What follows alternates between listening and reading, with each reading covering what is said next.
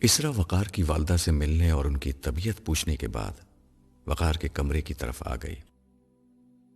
وہ وقار کے گھر اس کی والدہ سے ملنے اکثر آیا کرتی تھی، مگر وقار سے بات نہیں ہوتی تھی۔ وقار نے ہمیشہ خود کو اس سے ایک فاصلے پر رکھا تھا، مگر آج وہ ایک فیصلہ کر کے آئی تھی۔ میں اندر آ سکتی ہوں؟ اس نے کمرے میں داخلے کی اجازت چاہی۔ وقار کے کمرے کا دروازہ کھلا تھا اور وہ حسب معمول مطالعہ کر رہا تھا۔ جی ضرور۔ وقار نے سر اٹھا کر اسے سرسری دیکھا اور ہاتھ کے اشارے سے نشست پر بیٹھنے کے لیے کہا۔ وقار صاحب، میں آپ کا زیادہ وقت نہیں لوں گی، مجھے آپ سے ایک بات کہنا ہے۔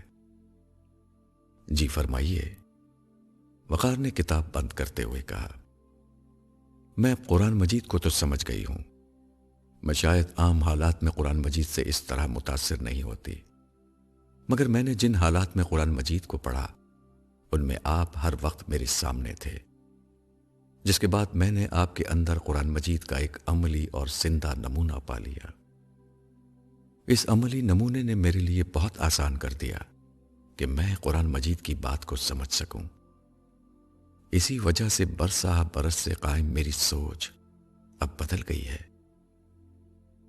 وقار اس کی بات کے جواب میں خاموش رہا۔ اس کی خاموشی دیکھ کر اسرا نے کچھ جھجکتے ہوئے کہا، ویسے ایک بات بتائیے۔ جی پوچھئے، وقار نے دھیرے سے کہا۔ اس نے رسان سے اپنا سوال اس کے سامنے رکھ دیا۔ حضرت خدیجہ نے حضور صلی اللہ علیہ وسلم کو شادی کی پیشکش میں پہل کی تھی، کیا یہ کوئی غلط بات تھی؟ نہیں، اس میں کوئی غلط بات نہیں تھی۔ عرب کا معاشرہ فطرت پر کھڑا تھا۔ فطرت پر کھڑے معاشروں میں فضول اور لا یعنی پابندیاں نہیں ہوتی۔ پھر حضور کی شخصیت اتنی بے مثال تھی کہ جب ہماری ماں حضرت خدیجہ کا آپ سے واسطہ پڑا تو آپ سے بہت زیادہ متاثر ہو گئیں۔ اگر ایک ایسا اعلیٰ انسان سامنے آ گیا ہے تو اس سے شادی کے لیے کہنے میں کیا مذائقہ تھا؟ چنانچہ آپ نے خود پہل کرتے ہوئے شادی کا پیغام بھجوا دیا، جسے حضور نے منظور کر لیا۔ وقار کی بات ابھی پوری ہوئی ہی تھی کہ اسرا نے بغیر کسی تمہید کے کہا، میرے پاس پیغام بھجوانے کے لیے کوئی نہیں ہے، اس لیے براہ راست آپ سے کہہ رہی ہوں کہ میں آپ سے شادی کرنا چاہتی ہوں۔ وقار اس کی بات پر خاموش ہو گیا۔ کمرے میں مکمل سکوت چھا گیا۔ کچھ دیر بعد وقار کی آواز نے اس سکوت کو توڑا۔ اسرا، آپ قرض ادا کرتے کرتے سود ادا کرنے پر آ گئی ہیں۔ سود کھانا ہمارے مذہب میں حرام ہے۔ میں یہ سود نہیں کھا سکتا۔ یہ سود نہیں ہے، انویسٹمنٹ ہے۔ میں بزنس وومن ہوں، خسارے کا سودا نہیں کرتی۔ جو کر رہی ہوں سوچ سمجھ کر کر رہی ہوں۔ نہیں اسرا، ہم دو مختلف دنیاؤں کے لوگ ہیں، ہمارے درمیان کچھ بھی مشترک نہیں۔ وقار اس کی بات سے بالکل متاثر نہیں ہوا تھا، مگر اسرا بھی ہار ماننے والی نہ تھی۔ اس نے اپنا مقدمہ تفصیل سے وقار کے سامنے رکھا۔ پہلے نہیں تھا، مگر اب زاویہ نظر مشترک ہو چکا ہے۔ اب میری اپنی دنیا بدل گئی ہے۔ میں نے آپ کی شخصیت میں آخرت کا تعارف پا لیا ہے۔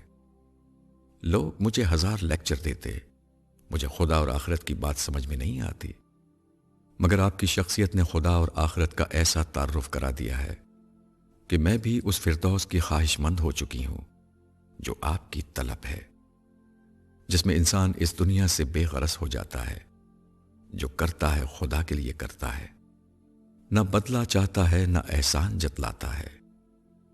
یہ سب ٹھیک ہے، مگر اس کے لیے اپنی عمر سے 15 برس بڑے شخص سے شادی کرنے کی ضرورت نہیں ہے۔ آپ کو مجھ سے کہیں بہتر اور اچھے لوگ مل جائیں گے۔ وقار کا جواب ابھی بھی نفی میں تھا۔ میں تو پہلے ہی اپنے سے 15 برس بڑی عمر کے شخص ہی سے شادی کرنے کا فیصلہ کر چکی تھی، اس لیے کہ دنیا میں مجھے سب کچھ مل جائے۔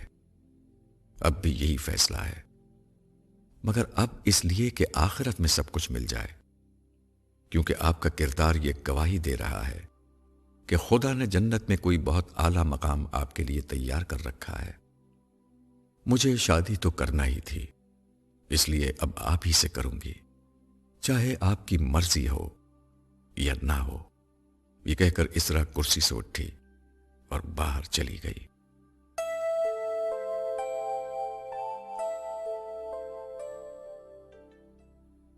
اسرا تو چلی گئی، مگر وقار کے لیے ایک پریشانی پیدا کر گئی۔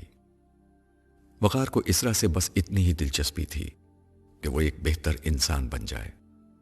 اس کے اپنے دل میں سونیا کے بعد یہ خواہش ختم ہو چکی تھی کہ وہ دوبارہ اپنا گھر آباد کرے۔ رہی اسرا تو اس نے اسرا کے متعلق ایک لمحے کے لیے بھی اس طرح نہیں سوچا تھا۔ اسرا ایک ایسی لڑکی تھی جس کے ایک اشارے پر 1000 لوگ شادی کے لیے تیار ہو جاتے، مگر ان 1000 لوگوں میں بہرحال وقار شامل نہیں تھا۔ اسے اندازہ تھا کہ اسرا کی شخصیت کی اٹھان بالکل مختلف ہے۔ حالات نے ایسے پلٹا کھایا کہ وقار اس کے محسن کی شکل میں اس کے سامنے آ گیا۔ وقار کا خیال تھا کہ کچھ احسان اتارنے کے پہلو سے اور کچھ شخصیت کے اثر سے اسرا اس سے متاثر ہوئی ہے، مگر یہ عارضی سی چیز تھی جسے ختم ہو جانا تھا۔ اسرا کی عمر جذبات کی عمر تھی، مگر وہ بہرحال ایک پختہ عمر میں تھا۔ وہ جذبات کا شکار نہیں ہو سکتا تھا۔ اس نے فیصلہ کر لیا کہ وہ اسرا کی بات بالکل نہیں مانے گا۔ وہ کسی جذباتی فیصلے کے نتیجے میں اپنی اور اسرا کی زندگی خراب نہیں ہونے دے گا۔ اگلی شام کو اسرا اس کے گھر آئی اور اس کی والدہ کے کمرے میں کچھ دیر رک کر اس کے کمرے میں آ گئی۔ یہ دیکھ کر وقار قدرے حیران تھا کہ اسرا کا حلیہ بالکل بدلا ہوا تھا۔ اس نے خلاف معمول شلوار قمیص پہن رکھی تھی، جس پر بڑا سا دوپٹہ اچھی طرح اوڑھ رکھا تھا۔ اس نے آتے ہی کہا، جب میں آپ سے پہلی دفعہ ملی تھی تو ایسی ہی تھی، بہت نیک اور شریف۔ وقار نے اسے ایک لمحے کے لیے غور سے دیکھا۔ اس کی شخصیت کا تاثر بالکل مختلف ہو چکا تھا۔ وقار نے نظریں جھکاتے ہوئے اس سے دریافت کیا، کبھی آپ نے برتن دھوئے ہیں؟ برتن؟ وہ ذہن پر زور ڈالنے لگی۔ عرصے سے نہیں دھوئے، مگر چھوٹی تھی تو امی کبھی کبھی برتن مجھی سے دھلواتی تھی۔ پھر تعلیم کی مصروفیات نے موقع نہیں دیا، نہ امی نے کبھی مجھ سے کہا۔ برتن آپ کیسے دھوتی تھیں؟ اس میں تو کوئی راکٹ سائنس نہیں لگتی، بس پہلے برتن کو پانی سے گیلا کرتے ہیں، پھر صابن سے اسے اچھی طرح صاف کرتے ہیں۔ چکنائی اور میل زیادہ ہو تو اسٹیل وائر یا اسفنج سے برتن کو خوب رگڑ رگڑ کر دھوتے ہیں، پھر پانی سے صاف کر لیتے ہیں۔ اسرا یہ تفصیل بتا رہی تھی، مگر اس کی سمجھ میں نہیں آیا کہ اس بے موقع گفتگو کا کیا فائدہ ہے۔ برتن آپ اندر سے دھوتی تھیں یا باہر سے؟ آف کورس، برتن تو اندر ہی سے دھویا جاتا ہے، وہ خراب ہی وہاں سے ہوتا ہے۔ باہر سے تو بس احتیاطاً صابن لگا لیتے ہیں، پھر پانی بہاتے ہی وہ صاف ہو جاتا ہے۔ اصل دھونا تو اندر کا ہوتا ہے۔ آپ نے اپنے ظاہر کو بہتر بنایا، یہ اپنی جگہ اچھی بات ہے، مگر انسانی شخصیت بھی ایک برتن کی طرح ہے، یہ اندر سے خراب ہوتی ہے۔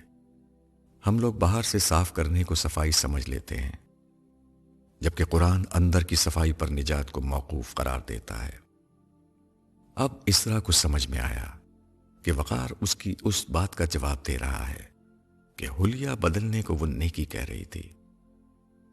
بھائی آدمی کہیں سے تو آغاز کرتا ہے نا، آپ مطمئن رہیں، میں نے قرآن کے پیغام کو اچھی طرح سمجھ لیا ہے۔ مجھے معلوم ہے کہ اللہ تعالیٰ انسان کو اندر ہی سے صاف کرنا چاہتے ہیں، باہر سے تو وہ بس احتیاطاً برتن دھلواتے ہیں۔ میں اسی لیے آپ سے شادی کرنا چاہتی ہوں کہ میں اپنی روح کو اندر سے دھونا چاہتی ہوں۔ دیکھیے، آپ ایک لگژری لائف سٹائل کی عادی ہیں۔ وقار نے ایک دوسرے پہلو سے اس کی حوصلہ شکنی کرنا چاہی، مگر اس کے سامنے بھی اپنی دھن کی پکی اسرا ہی تھی۔ اس نے وقار کی بات کو کاٹتے ہوئے ترنت کہا، یہ میرا مسئلہ ہے، اسے چھوڑیے، مجھے آپ کا جواب چاہیے۔ میرا جواب یہ ہے کہ میں آپ کو کسی امتحان میں نہیں ڈالنا چاہوں گا، خاص طور پر اس حقیقت کے ساتھ کہ میں دلی طور پر ابھی تک سونیا سے وابستہ ہوں۔ یہ بھی میرا مسئلہ ہے، اسرا نے پورے اعتماد سے کہا۔ گویا اسے پورا یقین تھا کہ وہ وقار کی زندگی میں آتے ہی سونیا کو نکال پھینکے گی۔ وقار کو محسوس ہوا کہ اسے صاف جواب دینا پڑے گا۔ پھر بھی میرا جواب نفی میں ہے، میں آپ سے شادی نہیں کروں گا۔ ٹھیک ہے، آپ کی مرضی، مگر ہوگا وہی جو میں چاہتی ہوں۔ یہ کہتے ہوئے اسرا کمرے سے باہر نکل گئی۔ اس کے چہرے پر بہت اطمینان تھا۔ اسے یقین تھا کہ وہ وقار کے انکار کو اقرار میں بدل دے گی۔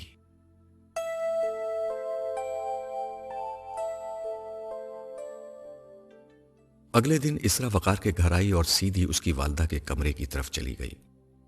اسے دیکھتے ہی وہ کھل اٹھیں۔ اب انہیں اسرا کی عادت ہو گئی تھی۔ ارے آج تو تم کتنی پیاری لگ رہی ہو، تم ایسے ہی رہا کرو، تم ایسے زیادہ اچھی لگتی ہو۔ ان کے تبصرے کا سبب یہ تھا کہ اسرا عام طور پر میک اپ نہیں کرتی تھی، مگر آج وہ کافی بنی سنوری ہوئی تھی۔ دلکش تو وہ پہلے ہی تھی، مگر میک اپ اور زیورات نے اس کی شخصیت میں تازہ کھلے ہوئے پھولوں کا سا نکھار پیدا کر دیا تھا۔ آپ پہلے کہہ دیتی تو میں آپ کے پاس ایسے ہی آیا کرتی۔ نہیں بیٹا، ہر شخص کی اپنی مرضی ہوتی ہے۔ میں نے تو کبھی اپنی بہو کو اس کی مرضی کرنے سے نہیں روکا تھا۔ لیکن چھوڑو ان باتوں کو، یہ بتاؤ تم کیسی ہو؟ میرے دل سے تو تمہارے لیے ہر وقت دعائیں نکلتی ہیں۔ امی، مجھے آپ کی دعاؤں کے ساتھ آپ کی مدد کی بھی ضرورت ہے۔ میں ایک مشکل میں آ گئی ہوں، مجھے آپ کی مدد چاہیے۔ اس نے مسکین لہجے میں کہا تو بیگم شمیم تڑپ اٹھیں۔ بولو بیٹا، تمہارے لیے تو میری جان حاضر ہے۔ امی، آپ کی جان نہیں چاہیے۔ دراصل میں نے جاب چھوڑنے کا فیصلہ کر لیا ہے۔ میرا اپنا تو کوئی گھر نہیں تھا، کمپنی نے گھر دے رکھا تھا۔ میرے والدین بھی نہیں ہیں، کوئی بھائی بھی نہیں، 2 شادی شدہ بہنیں ہیں، ان کے گھر تو جا کر رہ نہیں سکتی۔ اب سمجھ میں نہیں آتا کہ کہاں جا کر رہوں۔ اسرا نے یہ سب کچھ انتہائی مظلومیت سے رونے والی شکل بنا کر کہا تھا۔ اس کی بات پر بیگم شمیم کا دل کٹ کر رہ گیا۔ وہ فوراً بولی، ارے بیٹا، تمہیں پریشان ہونے کی کیا ضرورت ہے؟ میرا گھر بھی تمہارا ہی گھر ہے۔ تم فوراً اپنا سامان لے کر یہاں آ جاؤ۔ میرے ہوتے ہوئے تم بے گھر نہیں ہو سکتے۔ مگر امی، یہاں وقار صاحب بھی رہتے ہیں، اچھا نہیں لگے گا، لوگ باتیں بنائیں گے۔ اسرا نے بڑی معصومیت سے ان کے سامنے اپنا مسئلہ نئے زاویے سے رکھا۔ اس کی بات پر وہ اسے تسلی دیتے ہوئے بولی، بیٹا، وقار تو کسی عورت کو آنکھ اٹھا کر نہیں دیکھتا۔ میں تو کب سے اس سے شادی کے لیے کہہ رہی ہوں، لیکن تم ٹھیک کہہ رہی ہو، ایک جوان لڑکی کی موجودگی میں لوگ باتیں تو کریں گے۔ اب وہ موقع آ گیا تھا کہ اسرا ان کے سامنے وہ بات رکھے جس کے لیے وہ یہ سارا دکھڑا بیان کر رہی تھی۔ وہ کچھ اٹکتے ہوئے بولی، امی، اگر آپ وقار صاحب سے، میرا مطلب ہے کہ اگر ہماری شادی ہو جائے تو میرا مسئلہ بھی حل ہو جائے گا اور میں آپ کے پاس مستقل رہنے لگوں گی۔ اس کی بات پر بیگم شمیم لمحہ بھر کو پریشان ہو گئیں۔ انہیں اس کی بالکل توقع نہیں تھی کہ اسرا یہ بات اتنے صاف انداز میں کہہ دے گی۔ وہ حیران ہوتے ہوئے بولی، مگر بیٹا، کہاں تم اور کہاں؟ امی، مجبوری ہے، اب کوئی اور راستہ بھی نہیں ہے نا۔ اسرا نے بڑی معصومیت سے ان کی بات کاٹتے ہوئے کہا۔ لیکن وقار کی والدہ بہرحال بڑی عمر کی خاتون تھیں۔ وہ کچھ نہ کچھ سمجھ گئیں کہ یہ معاملہ مجبوری نہیں ہے۔ انہوں نے اسرا سے براہ راست سوال کر لیا، تم وقار کو پسند کرتی ہو؟ اسرا نے خاموشی سے گردن جھکا دی۔ تم نے اس سے بات کی؟ انہوں نے اگلا سوال کیا تو اسرا نے کہا، وہ نہیں مانتے۔ اس پر بیگم شمیم غصے سے بولی، ٹھیک ہے، اب میں دیکھتی ہوں وہ نالائق کیسے تم سے شادی سے انکار کرتا ہے۔ تم اسے میرے کمرے میں بھیجو اور تھوڑی دیر باہر بیٹھ کر انتظار کرو۔ وہ تمہارے پاس آ کر خود تم سے کہے گا کہ وہ شادی کے لیے تیار ہے۔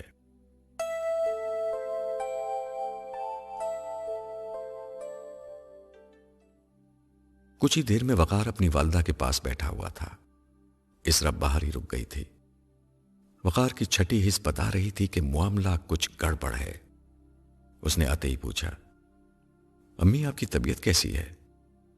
اسرا نے بتایا تھا کہ آپ مجھے فوراً بلا رہی ہیں۔ ہاں بیٹا، اب تو میں زندگی سے زیادہ موت سے قریب ہوں، چاہتی ہوں کہ تم سے کچھ باتیں کر لوں۔ امی آپ کیسی باتیں کر رہی ہیں؟ اب تو الحمدللہ آپ کی طبیعت بالکل ٹھیک ہو گئی ہے۔ ہاں بیٹا، مگر زندگی میں خوشی تو ابھی بھی نہیں ہے نا۔ جب تک سونیا زندہ تھی میں پوتا پوتی کی نعمت سے محروم رہی، مگر تم سے ایک لفظ نہ کہا کہ جانتی تھی کہ تم اس کے معاملے میں کتنے حساس ہو۔ پھر اس کی موت کے بعد تم نے دنیا چھوڑ دی۔ میں نے وہ غم بھی سہا، تم سے دوسری شادی کا کہا، مگر تم نے میری ایک نہیں مانی۔ اب سوچتی ہوں کہ مروں گی تو خدا کے حضور یہی گواہی دوں گی کہ میرے بیٹے نے مجھے زندگی میں کوئی خوشی نہیں دی۔ وقار اپنی والدہ کی اس بات پر سٹپٹا کر رہ گیا۔ مگر امی، میں نے آپ کی خدمت میں کوئی کمی نہیں کی۔ بیٹا، خدمت تو سب کچھ نہیں ہوتی نا۔ ایسی خدمت تو میری اسرا نے بھی کچھ ہی عرصے میں کر لی ہے، مگر اس نے ایک بیٹی بن کر جو خوشی مجھے دی ہے وہ تم کبھی نہیں دے سکے، نہ دے سکو گے۔ سوچتی ہوں کہ اسرا کی شادی تم سے کر دیتی تو مرنے سے پہلے میرے سارے غموں کا ازالہ ہو جاتا، مگر میں تمہیں جانتی ہوں، ایک مری ہوئی عورت کی خاطر اپنی ماں کی بات تم نے نہ پہلے مانی ہے نہ اب مانو گے، تو اب خدا کے حضور پیش ہو کر تو میں یہی کہوں گی کہ میرا بیٹا میرا نافرمان تھا۔ اب وقار پوری بات سمجھ گیا۔ تو اسرا نے آپ سے بات کی ہے؟ کیا غلط بات کی ہے اس نے؟ یہ میرے دل کی آواز تھی، میری برسوں کی دعا تھی۔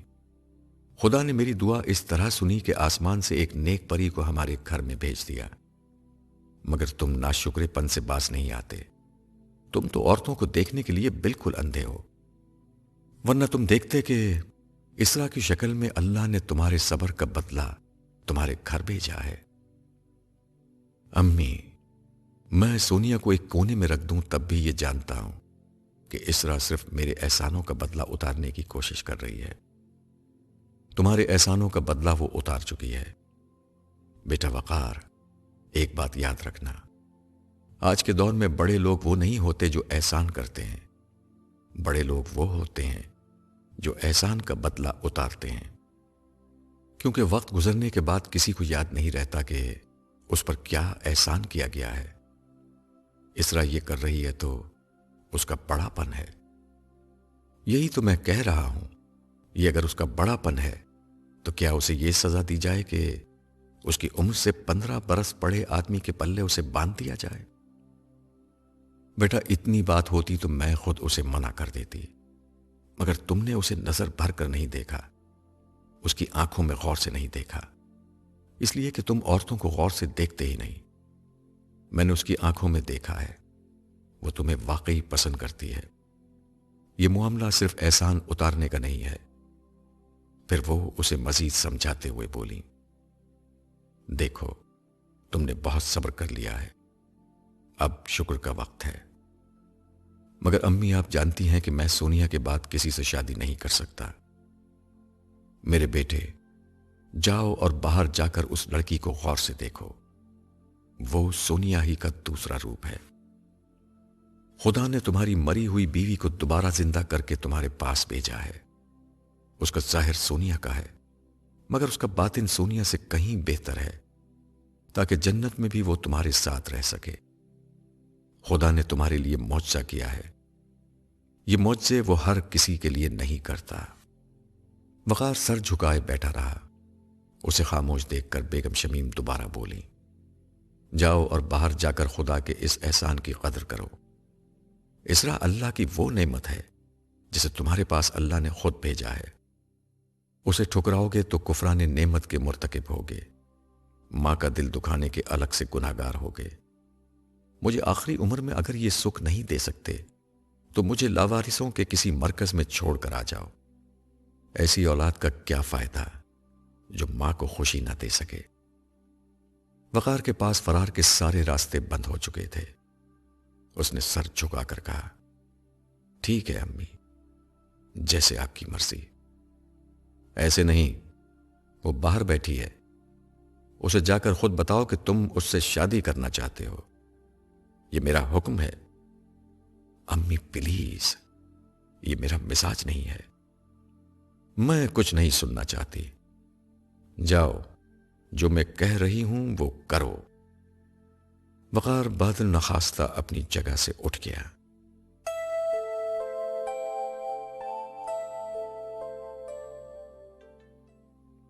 وقار ہارے ہوئے جواری کی طرح اپنی والدہ کے کمرے سے نکلا تو باہر اسرا بیٹھی ہوئی تھی۔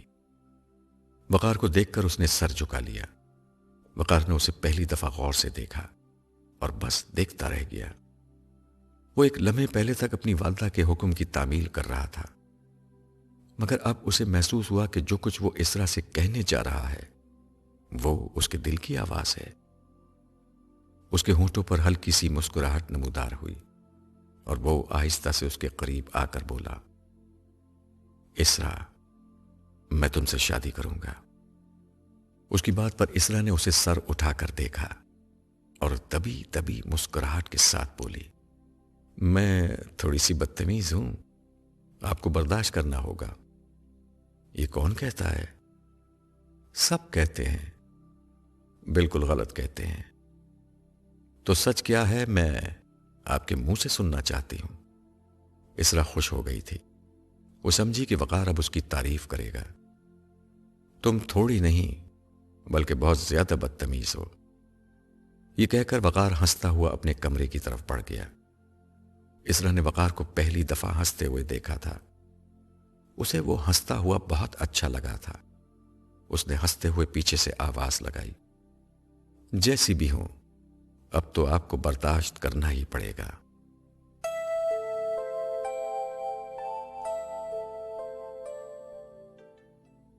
وقار اور اسرا کی شادی کو 1 سال گزر گیا، پتہ ہی نہ چلا۔ اس عرصے میں وقار کو ایک بالکل مختلف اسرا سے واسطہ پڑا۔ اس کی سخت مزاجی نرمی میں بدل چکی تھی۔ وقار کی طرح اسرا کی زندگی بھی عبادت، خدمت، انفاق اور اخلاق سے آراستہ ہو چکی تھی۔ سونیا کے برعکس وہ وقار اور اس کی والدہ دونوں کی بہت خدمت کرتی تھی۔ اس سب کے ساتھ اس نے وقار کے حالات کو بھی بدل دیا تھا۔ اسرا پیسے ضائع کرنے کی عادی نہیں تھی۔ برسہ برس میں اس نے اعلیٰ عہدوں پر کام کرتے ہوئے جو کچھ کمایا تھا اسے مختلف طریقوں سے انویسٹ کر رکھا تھا۔ اسی بنا پر اس نے اطمینان سے وقار کی والدہ کا علاج کرا لیا تھا۔ پھر بھی اس کے پاس کافی پیسے بچے تھے۔ اس نے وقار کو آمادہ کر لیا کہ دوبارہ بزنس شروع کرے۔ پھر اس نے اپنا اور وقار کا سارا سرمایہ اکٹھا کر کے ایک بزنس شروع کر دیا تھا۔ سرمایہ اس سطح سے بہت کم تھا جہاں وقار نے کام چھوڑا تھا، مگر اول تو یہ دونوں بزنس کی بہت اچھی سمجھ رکھتے تھے۔ اس سے کہیں بڑھ کر اللہ نے ان پر ایسا فضل کیا کہ مٹی میں ہاتھ ڈالتے تو وہ بھی سونا بن جاتی۔ یوں کاروبار تیزی سے ترقی کرنے لگا۔ ان کے حالات بہتر ہو گئے تو وہ بہتر جگہ پر شفٹ ہو گئے۔ گھر میں ایک دفعہ پھر ملازمین کی چہل پہل شروع ہو گئی۔ ان تمام چیزوں سے کہیں بڑھ کر اسرا نے وقار کے دل و دماغ کے ہر صفحے سے سونیا کا نقش مٹا دیا تھا۔ وہ تھی ہی ایسی، چھا جانے والی، اپنے آپ کو منوا لینے والی، اپنی جگہ خود بنا لینے والی۔ اس نے وقار کے گھر، زندگی اور اس کے دل میں اپنی جگہ خود بنا لی تھی۔ یہ شادی کی پہلی سالگرہ کا دن تھا۔ اس موقع پر اسرا نے یہ اصرار کیا تھا کہ وہ دونوں کہیں باہر چل کر کھانا کھاتے ہیں۔ چنانچہ آج وقار اسے ایک پرفضا مقام پر ڈنر کے لیے لایا تھا۔ وہاں پہنچ کر کھانے کا آرڈر دینے کے بعد وقار ہاتھ دھونے واش روم چلا گیا۔ واپس آیا تو اس نے غور سے اسرا کو دیکھا۔ وہ خاموش بیٹھی ہوئی دور خلاؤں میں کہیں دیکھ رہی تھی۔ اس وقت اسرا اسے بہت اچھی لگی۔ اس کے چہرے پر عجیب سی روشنی تھی۔ وقار اسے دیکھتا رہا، پھر ایک مسکراہٹ کے ساتھ اس کے قریب جا کر انگریزی میں پوچھا، معاف کیجیے گا مس، کیا میں یہاں بیٹھ سکتا ہوں؟ اسرا نے ایک لمحے کے لیے اسے دیکھا، اور پھر سنجیدگی سے منہ دوسری طرف پھیرتے ہوئے انگریزی ہی میں جواب دیا، مجھے اجنبیوں کا اس طرح بے تکلف ہونا پسند نہیں۔ میرا خیال ہے کہ ہم پہلے بھی مل چکے ہیں۔ ہو سکتا ہے، مگر اس کا مطلب یہ نہیں کہ میں آپ کو اپنے ساتھ بیٹھنے کی اجازت دوں۔ اسرا کے لہجے میں اب بھی سنجیدگی تھی۔ وقار نے اس کی بات سنی انسنی کرتے ہوئے کرسی پر بیٹھتے ہوئے کہا، دراصل مجھے ایک بہت ضروری بات کرنی ہے۔ تو کیجئے، اسرا نے قدرے بے رخی سے کہا۔ کیا آپ مجھ سے شادی کرنا چاہیں گی؟ اس کی بات پر اسرا زیر لب مسکرا کر ناز کے ساتھ بولی، سوری، میں پہلے ہی سے شادی شدہ ہوں۔ اس بات پر دونوں نے ایک قہقہا لگایا اور دیر تک ہنستے رہے۔ وقار نے شادی کے بعد اپنی شخصیت کو اسرا کے حساب سے بہت کچھ بدلا تھا۔ اس نے کبھی اسرا کو یہ احساس نہیں ہونے دیا تھا کہ ان کی عمر میں زیادہ فرق ہے۔ اپنی گہری سنجیدگی کو اس نے اسرا کی خاطر اس لطافت میں بدلا تھا جس کا اظہار ابھی ہوا تھا۔ اس کی ہنسی تھمی تو وقار نے اسرا کو دیکھتے ہوئے کہا، آج تم میں بہت روشنی لگ رہی ہے۔ ہاں، مجھے بھی لگ رہی ہے، مگر اس کی وجہ میں بعد میں بتاؤں گی۔ یہ بتائیں، میں نے آپ کو شادی کے بعد تنگ تو نہیں کیا؟ نہیں اسرا، تم نے تو میری زندگی کو خوشیوں کے وہ رنگ دیے ہیں جن سے میں عرصے سے محروم ہو گیا تھا۔ لیکن یہ بتاؤ، تمہیں تو پچھتاوا نہیں ہوا کہ تم نے مجھ سے شادی کر لی؟ وقار، مجھے 10 دفعہ بھی زندگی ملے گی تو میں ہر زندگی آپ کے ساتھ گزارنا چاہوں گی۔ اس کی بات پر وقار نے فوراً گرا لگائی، 10 دفعہ نہیں، بس 1 دفعہ اور زندگی ملے گی، وہ میرے ساتھ گزار لینا۔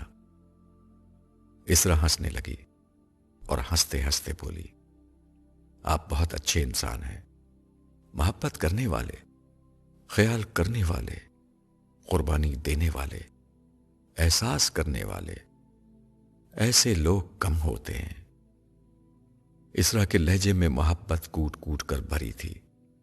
وقار نے اسے غور سے دیکھتے ہوئے کہا، اب میں سوچتا ہوں کہ میں نے سونیا کے بعد اتنے برس تک شادی نہیں کی تو یہ بھی اللہ کی مصلحت تھی۔ اللہ تعالیٰ یہ چاہتے تھے کہ تم میری زندگی میں آؤ، ورنہ امی کا تو بس نہیں چلتا تھا کہ میری دوسری شادی کرا دیں، مگر میں مان کر نہیں دیا۔ مگر پتہ نہیں تمہاری دفعہ کیا ہوا تھا۔ انہوں نے 1 دفعہ کہا اور میں جھاگ کی طرح بیٹھ گیا، ورنہ تو 10 برس پہلے ہی میری شادی ہو چکی ہوتی۔ شاید تنہائی کے 10 سال اس لیے آئے کہ ان کے بعد تمہیں میرے پاس آنا تھا، لیکن ان 10 برسوں میں آپ نے خدا کو پا لیا۔ ہاں، یہ 10 برس ضائع نہیں ہوئے، بلکہ یہ میری زندگی کے سب سے قیمتی برس بن گئے۔ ان میں نے خدا کو پا لیا، خدا کی کتاب کو پا لیا، اس کے رسول کو پا لیا، اس کی جنت اور جہنم کو پا لیا۔ یہی وہ حتمی سچائیاں ہیں جن کو پانے کے لیے انسان کو اس دنیا میں بھیجا گیا ہے، اور میں نے صرف آپ کو پایا اور آپ کے ذریعے سے یہ سب کچھ پا لیا۔ میرا کام تو بڑا آسان ہو گیا۔ اسرا یہ کہہ کر ہنسنے لگی۔ ہاں، مگر مجھے اس بات کا بہت دکھ ہے کہ ہمارے معاشرے نے اسلام کے نام پر جن چیزوں کو پایا ہے وہ اسلام کا اصل تعارف نہیں ہے۔ ہم نے اسلام کے نام پر غیر اللہ کو پایا ہے، اسلام کے نام پر قرآن مجید اور پیغمبر علیہ السلام کے بجائے اپنے تعصبات اور خواہشات کو پایا ہے۔ ہم نے اسلام کے نام پر آخرت کے بجائے دنیا میں جنت کی تعمیر کو مقصد بنا لیا ہے۔ ہم نے اسلام کے نام پر اپنے نفس کے تزکیے کے بجائے دوسروں پر مذہب ٹھونسنے کو دین کا نصب العین بنا لیا ہے۔ اسلام کی اصل دعوت کو دنیا تک پہنچانے کے بجائے دوسروں سے نفرت کرنا اپنا شیوا بنا لیا ہے۔ اس میں سے کچھ بھی اسلام نہیں۔ مگر ہم کیا کریں وقار؟ ہم کچھ بھی نہیں کر سکتے۔ ہاں، تم ٹھیک کہتی ہو۔ جن کی ذمہ داری تھی کہ صورتحال کی اصلاح کریں، وہ برتن کو اندر کے بجائے باہر سے دھوتے ہیں۔ وہ کمر کو توڑ دینے والے بوجھوں کو خود انگلی نہیں لگاتے اور دوسروں کی پیٹھ پر لاد دیتے ہیں۔ وہ مچھروں کو چھانتے ہیں اور اونٹوں کو نگل جاتے ہیں۔ وہ لوگوں کو اپنا پیروکار بنانے کے لیے خشکی اور تری کا دورہ کرتے ہیں، اور جب بنا لیتے ہیں تو اپنے سے دگنا جہنم کا ایندھن بنا دیتے ہیں۔ وہ چند ظاہری باتوں کو دین بنا کر پیش کرتے ہیں، اور دین کی اصل تعلیم جو قرآن میں محفوظ ہے اس کو اہمیت دینے کے لیے تیار نہیں۔ جو اسلاف کے نام کی مالا جپتے ہیں مگر آج کے ان لوگوں کو جھٹلاتے ہیں جو اسلاف کے علم کے اصل وارث ہیں۔ آپ کچھ نہیں کر سکتے؟ اسرا نے سوال کیا۔ میں کچھ نہیں کر سکتا۔ میں نے بمشکل تمام خود سچائی کو دریافت کیا ہے، مگر یہ سچائی بہت بڑی ہے۔ میں نے قرآن کی شکل میں خدا کو بولتے ہوئے سنا ہے۔ میں نے قرآن کی شکل میں پیغمبر اسلام کی سیرت کو زندہ دیکھ لیا ہے۔ میں نے اس کتاب مبین میں صحابہ کرام کی اس زندگی کو پا لیا ہے جسے آسمانی صحیفوں میں خدا کی بادشاہی کو زمین پر قائم ہونے سے تعبیر کیا گیا تھا۔ مگر اس سچائی کو دوسروں تک پہنچانا تو ایک بہت بڑی جنگ ہے۔ یہ جنگ میرے بس کی بات نہیں ہے۔ کاش خدا مجھے اولاد دے تو میں اسے اس کام کے لیے وقف کر دوں۔ اس کی بات پر اسرا دھیرے سے مسکرائی۔ مگر آپ نے کچھ دیر پہلے کہا تھا نا کہ مجھ میں آپ کو بہت روشنی نظر آ رہی ہے۔ یہ روشنی میری نہیں، آپ کی دی ہوئی ہے۔ میں آج آپ کو یہاں اسی لیے لائی تھی، یہ بتانے کے لیے کہ آپ باپ بننے والے ہیں۔ اسرا کی بات پر وقار ششدر رہ گیا۔ اس کی پوری جوانی یہ جملہ سننے کے لیے ترس گئی تھی۔ اس نے سونیا کی خوشی کے لیے کبھی اس کے سامنے اپنی اس خواہش کا اظہار نہیں کیا تھا۔ اسرا کے سامنے بھی کبھی اس کی زبان سے ایسا کوئی جملہ نہیں نکلا تھا۔ آج پہلی دفعہ اس کی زبان سے بات کرتے کرتے بے خیالی میں یہ بات نکل گئی تھی، اور اگلے ہی لمحے اللہ تعالیٰ نے گویا اسے یہ خوشخبری سنا دی کہ اس کی برسوں کی تمنا پوری کر دی گئی۔ اسرا، میری زندگی کے اس سب سے خوبصورت جملے کے لیے تمہارا شکریہ۔ تم میری زندگی میں آنے والی سب سے بڑی نعمت ہو۔ اس کی بات پر اسرا کھل اٹھی۔ لیکن یہ بتائیں کہ اگر بیٹی ہو گئی تو آپ کو مایوسی تو نہیں ہوگی؟ بھائی، مایوسی کی کیا بات ہے؟ بیٹی تو خدا کی رحمت ہوتی ہے۔ میری ماں اور تم بھی تو کسی کی بیٹیاں ہی تو ہونا۔ تم ہی لوگوں کے دم سے میری کائنات روشن ہے۔ تو بیٹی کا نام کیا رکھیں گے؟ جو تم چاہو، لیکن بیٹا ہوا تو پھر اس کا نام میں نے سوچ لیا ہے۔ کیا نام سوچا ہے آپ نے؟ اس کا نام عبداللہ ہوگا۔ اوہ، کتنا پیارا نام ہے۔ تو بس طے ہو گیا۔ اگر ہمارے ہاں بیٹا ہوا تو اس کا نام عبداللہ ہوگا، انشاءاللہ۔ وقار نے کہا ہی تھا کہ ویٹر ان کا کھانا لے کر ان کی میز کے پاس آ گیا۔ وہ دونوں خاموش ہو گئے۔